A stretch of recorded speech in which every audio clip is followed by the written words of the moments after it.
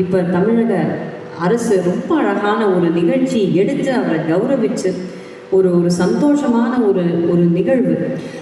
அந்த மாதிரி ஒரு இசை வல்லுனர் அவர் என்னன்னா அவருடைய இசையில் வந்து நேச்சுரலாகவே அந்த ராகங்கள் வருது அப்படின்னு அவரே பல நேர்காணலில் சொல்லியிருக்காரு. அதில் இந்த நளினகாந்தி எப்படி வருது அப்படின்னு கேட்குறீங்களா? அது நான் எக்ஸாம்பிள் காமிக்கிறேன். இப்போது ஃபஸ்ட்டு நளினகாந்திங்கிறது என்ன ராகம் அப்படிங்கிறது அந்த ஒரு ஜோனுக்குள்ளே போகலாம். சகரி மக சன்னி பனி சகரி மகி மகரி பனி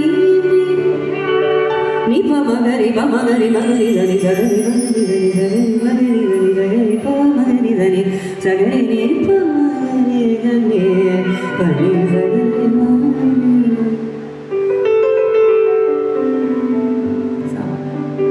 சகரி பமகரி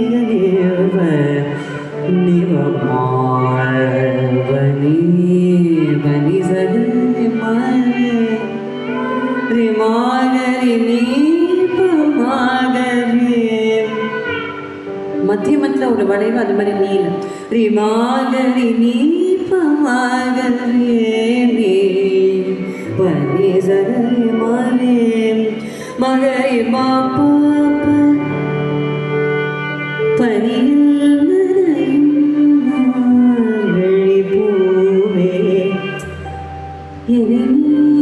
பிரிந்த ஏதொரு வாழே உனக்கு பிறந்தவள் நானா நிலவுக்கு துணைந்த